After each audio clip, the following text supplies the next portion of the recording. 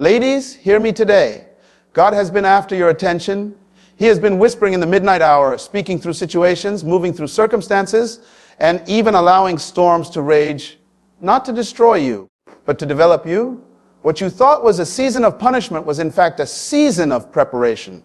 What you thought was rejection was actually redirection. And what you thought was the end was only the beginning. You have been through the fire. You've endured the breaking. You have faced tests that others would not have survived, yet here you are, standing. That means something. It means that heaven has already marked you as one who can carry what others could not. The very fact that you did not quit, the very fact that you still have breath in your body, proves that you passed the test.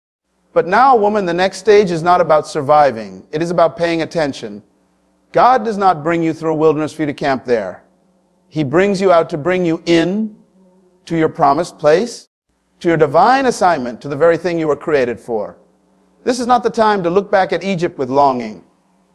This is the time to fix your eyes on Canaan with focus. Pay attention to the doors God is opening. Pay attention to the relationships He is sending and the ones He is closing. Pay attention to the instructions He gives, even if they come in a whisper. Do not dismiss small beginnings, because in them lies the seed of great destinies. Too many of us pass the test of suffering, but we fail the test of success. We cry out to God in the pit, but we forget Him in the palace. God is saying to you today, daughter, you passed the test of pain. Now can you pass the test of purpose? You see, the enemy did not fight you for where you were. He fought you for where you're going. He didn't attack you because of your past. He attacked because of your future. He saw glimpses of what God deposited in you, and he tried to silence it before it could manifest. But he failed. And because he failed, you are now stepping into a season of accountability. God is calling you to steward the blessing, to handle the responsibility, and to embrace the authority He is giving you. Woman, this is your wake-up call. Don't sleep on your assignment. Don't allow comfort to rob you of calling. Don't let familiarity make you ignore God's fresh instructions. The same God who brought you through the test is the same God who is now asking for your undivided attention. He wants to speak, but will you listen? He wants to guide, but will you follow? He wants to reveal, but will you obey? The time of wandering is over. The time of excuses is over. You have already proven you can endure. Now prove that you can advance. You have already proven you can suffer. Now prove that you can steward. You have already proven you can survive. Now prove that you can thrive. God is trying to reach you, woman. Do not ignore Him. He has been preparing you for this very moment. The test was never about breaking you. It was about qualifying you. And since you passed, now heaven is watching to see if you will pay attention. Would you like me to also make this into a full-length 25-30-minute sermon, style speech, expanded with biblical references, illustrations, and stories so it feels like a complete message ready for delivery? When you go through seasons of pain, disappointment, or hardship, it is very easy to interpret them as punishment from God. Our human nature immediately begins to question, why me? What did I do wrong? Why am I facing so much resistance, so much rejection, so many closed doors? But when you look closer through the lens of faith, you begin to realize that the test was never about condemnation. It was always about qualification. What you thought was punishment was actually preparation.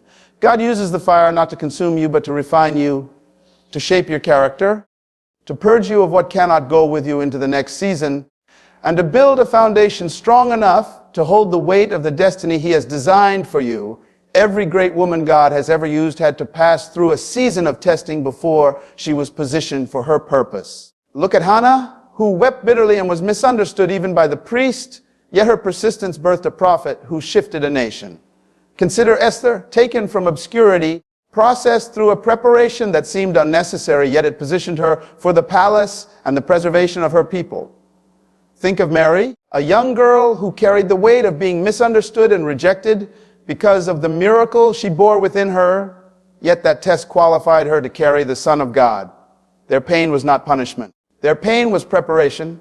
In the same way, the difficulties you have endured were heaven's training ground for you. Sometimes the wilderness is the very proof that God is with you. Israel spent 40 years wandering, not because God had forsaken them, but because He was teaching them to trust Him daily, to rely on His provision, to learn His voice, and to follow His presence. The wilderness was the classroom. The manna was the lesson. The cloud by day and fire by night were the syllabus. They were not being punished. They were being prepared for the land flowing with milk and honey. Likewise, your own wilderness experiences, the job you lost, the betrayal you endured, the sickness you survived, the doors that closed, were all designed to prepare you for the weight of the promise ahead. Preparation requires pressure. You cannot develop muscles without resistance. You cannot develop endurance without the strain of running. You cannot develop wisdom without experience. God allowed pressure to come into your life, not to destroy you, but to strengthen you, to build a resilience in you that could not be learned in comfort. Diamonds are formed under pressure, and gold is purified by fire. The same is true for your spirit. The pressure you felt was forming something rare inside you. The fire you faced was burning off impurities that could have sabotaged your future.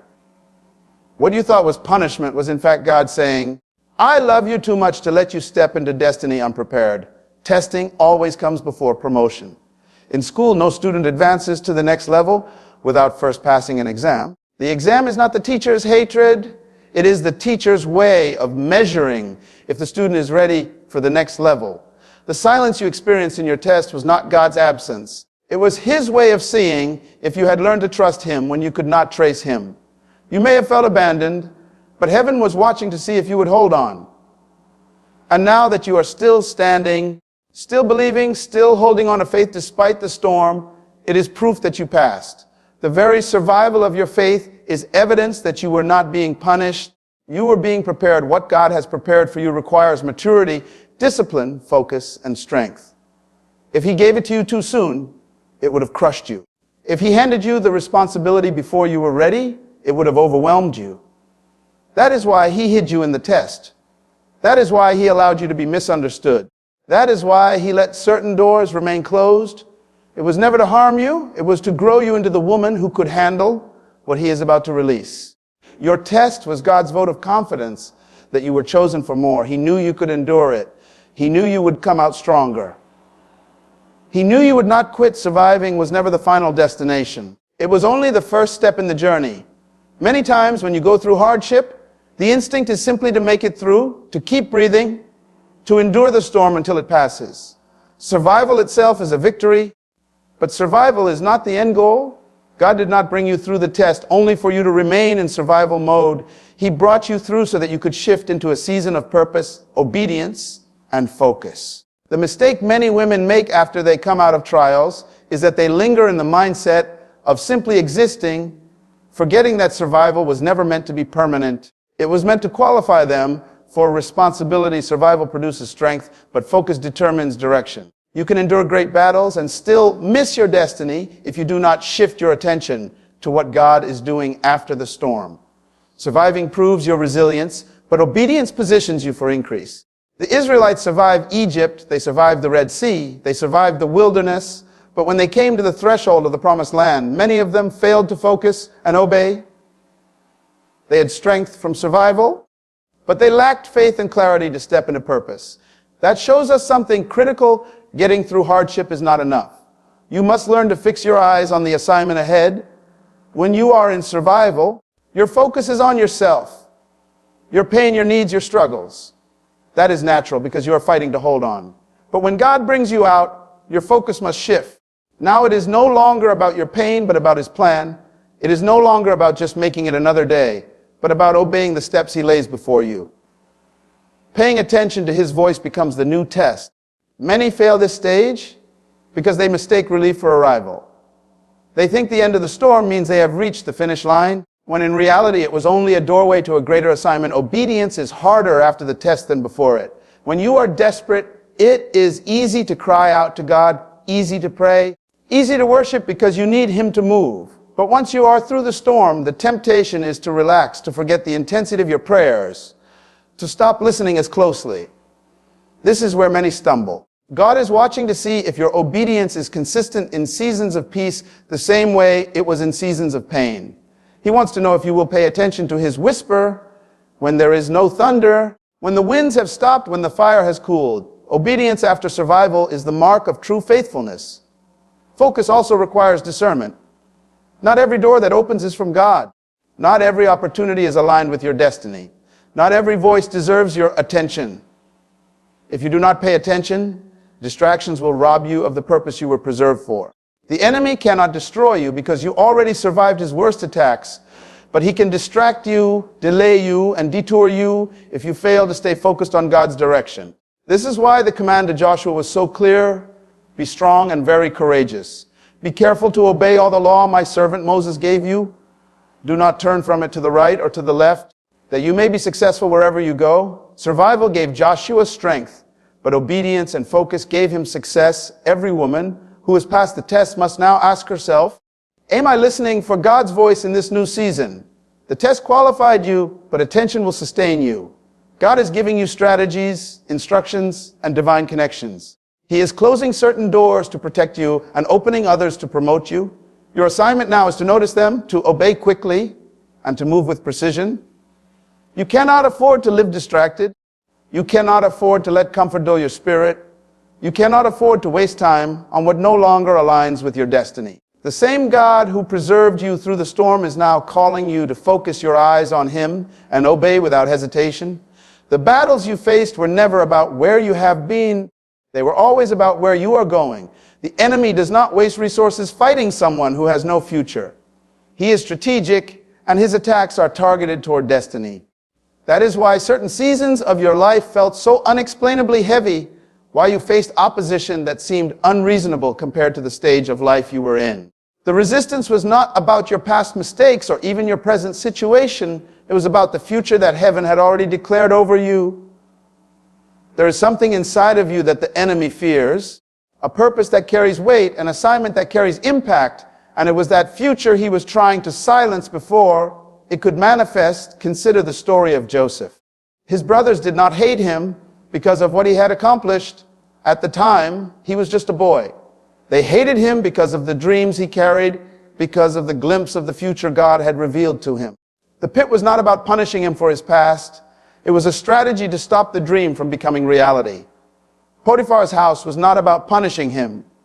It was about attempting to derail his destiny. The prison was not about punishment either. It was an effort to suffocate the promise before it could reach Pharaoh's palace. Yet every attack was proof that Joseph's future carried weight. Likewise, the battles in your life were never about the small things you thought they were. They were about the greatness hidden inside you. Destiny attracts warfare.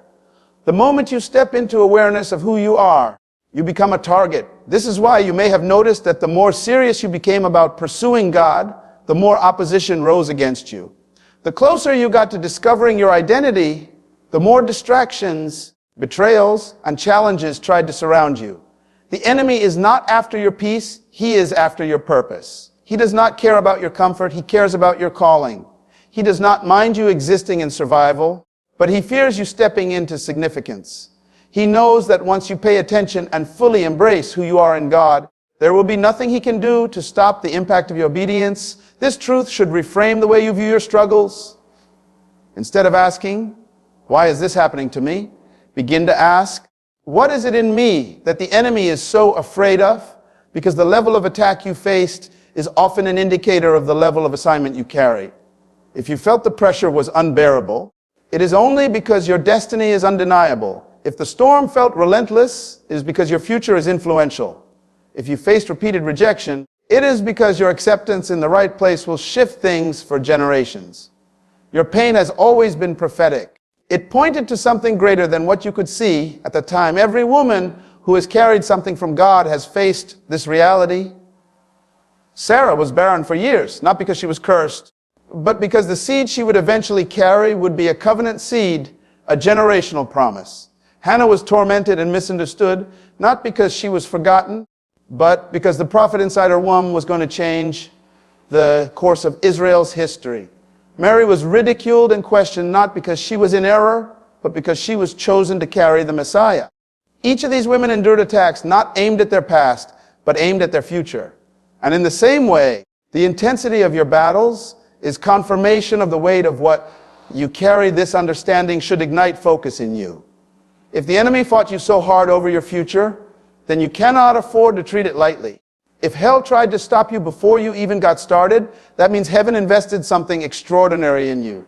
That means your voice matters, your influence matters, your obedience matters, And your assignment is not optional. You are not here to simply exist. You are here to disrupt darkness, to carry light, to shift atmospheres, to birth solutions, and to impact generations. That is why the fight was so fierce. That is why the tears flowed so often. That is why the opposition seemed unfair. It was never about who you were. It was always about who you are becoming. Passing the test of pain is a significant victory, but it is not the only test you will face. Many people cry out to God during their hardest moments, clinging to Him when there is no one else to turn to, finding strength in desperation. Yet once the pain lifts and the pressure eases, the heart is tempted to drift. The wilderness creates dependency, but prosperity requires discipline.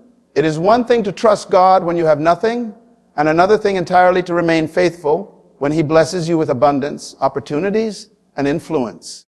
The test of pain shapes you, but the test of purpose reveals whether you are truly ready to walk in what you're called to carry. The test of pain breaks your pride and builds humility. It teaches you how fragile human strength is and how dependent you are on God's grace. It develops endurance, patience, and empathy for others who suffer. These are necessary qualities, but they are not enough by themselves. Because once the storm passes, you must learn how to live on purpose. Many fail here not because they lack strength, but because they lack focus. They forget that God's blessings are never meant to be consumed in isolation. They are entrusted for stewardship. When you step into purpose, you are stepping into responsibility, and responsibility is its own test. Look at the Israelites again. They passed through the Red Sea. They endured hunger and thirst. They survived the wilderness. But when the time came to enter the land flowing with milk and honey, they faltered. They were not ready for the test of purpose. Their obedience crumbled when prosperity was within reach. They allowed fear, unbelief, and disobedience to rob them of what pain had prepared them for. This pattern is not uncommon. Many can endure hardship, but not everyone can handle success. Pain purifies, but prosperity proves. The question is not only, can you handle struggle, but can you handle stewardship? The test of purpose demands clarity. It requires you to understand why God preserved you, why He opened certain doors, why He gave you talents, resources, and influence. If you do not know your purpose, you will waste what He has placed in your hands. You may use blessings for comfort instead of calling, or pursue convenience instead of obedience. Purpose requires focus because every distraction threatens destiny. Once you pass pain, you must guard yourself against the trap of complacency. The enemy knows he could not destroy you in the valley, so now he tries to detour you on the mountain. He shifts his strategy from attack to distraction, from hardship to temptation, from suffering to self-indulgence. Passing the test of purpose also demands obedience. Pain pushes you into prayer, but prosperity tests whether prayer will remain your foundation.